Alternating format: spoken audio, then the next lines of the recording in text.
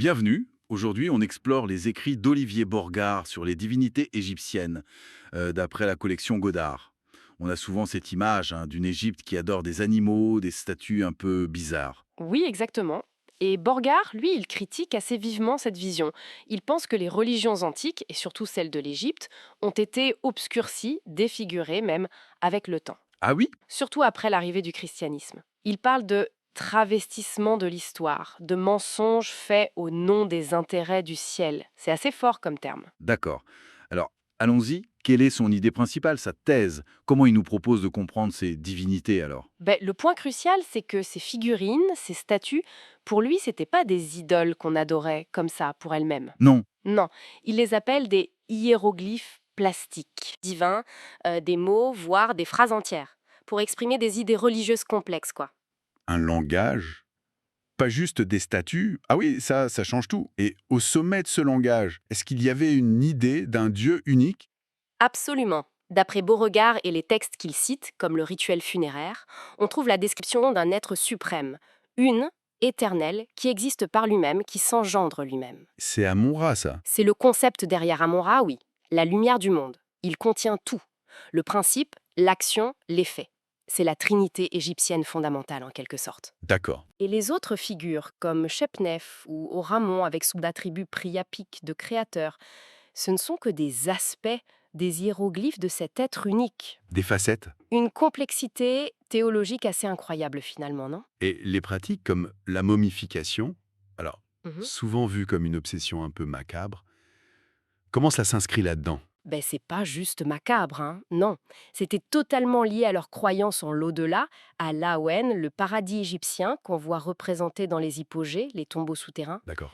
Le processus était très technique, bien sûr, hein.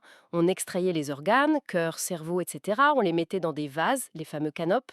Lavage au vin de palmier, utilisation d'aromates, Oui, oui. puis immersion dans le natron, ce sel spécial, pendant 70 jours. C'était réglementaire. 70 jours. Oui.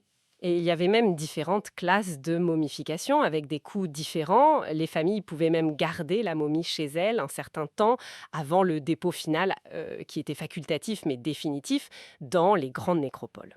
C'est là que ça devient vraiment, enfin, encore plus intéressant. Beauregard, il va jusqu'à réinterpréter des mythes grecs, c'est ça? L'histoire d'Orphée aux enfers. Oui, il propose une lecture assez audacieuse. Il suggère que la descente d'Orphée aux enfers ne serait pas une descente littérale sous terre, mais peut-être une métaphore pour une visite des immenses nécropoles égyptiennes, les hypogées. Une visite des tombeaux. Voilà.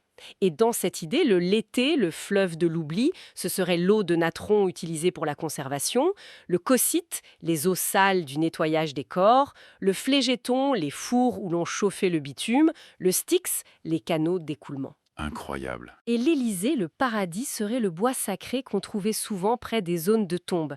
C'est une relecture très historique, très matérielle du mythe. Fascinant. Et pour revenir aux figures égyptiennes, parfois étranges, comme Seth avec sa tête d'âne ou Bess, comment il les interprète dans ce cadre de langage? Alors là, Beauregard avance une autre idée, celle du hiéroglyphe politique ou satirique. Politique. Oui, par exemple, Seth à tête d'âne. L'âne était vu comme un animal entêté, peu apprécié. Ça pourrait symboliser les envahisseurs pasteurs, les Hyksos que les Égyptiens détestaient.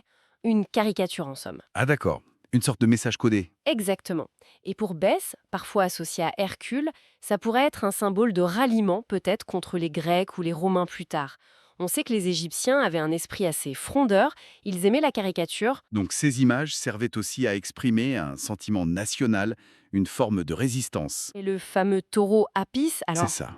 le symbole même de l'adoration animale, non? Plutôt qu'un simple animal divinisé, Beauregard suggère là aussi une lecture plus événementielle, voire politique. La manifestation d'Apis, c'est-à-dire la découverte d'un nouveau taureau avec les marques sacrées spécifiques, Oui. eh bien, il note que ça coïncidait parfois, curieusement, avec des événements positifs pour l'Égypte.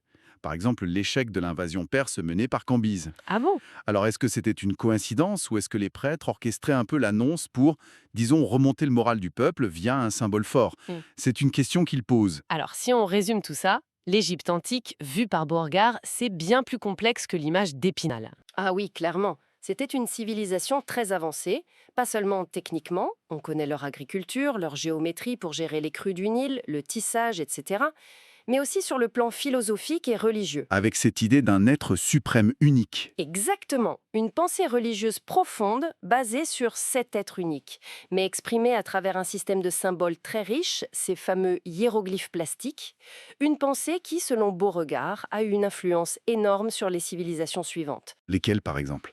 Les Grecs, les Romains, et potentiellement même sur les fondements des traditions mosaïques et chrétiennes, même si, bien sûr, beaucoup de savoirs, beaucoup de clés de lecture ont été perdus avec le temps. Oui, les destructions de papyrus, l'incendie de la bibliothèque d'Alexandrie, les autodafés de livres ordonnés par Dioclétien. Tout ça a contribué à obscurcir notre compréhension. En somme, loin de l'idolâtrie un peu simpliste qu'on imagine parfois, les sources, telles qu'interprétées par Beauregard, nous dépeignent une Égypte extrêmement riche en symboles, avec une théologie complexe qui utilisait ces divinités comme un véritable langage. Oui, un langage pour exprimer l'inexprimable, le divin. L'essentiel, c'est vraiment de voir au-delà de la forme, de chercher l'intention derrière le symbole. Comme pour les offrandes. Exactement. Il prend l'exemple des fruits offerts en adoration. Ce n'est pas le fruit lui-même qui est Dieu. C'est son odeur agréable, qui évoque symboliquement la présence divine ou la faveur divine.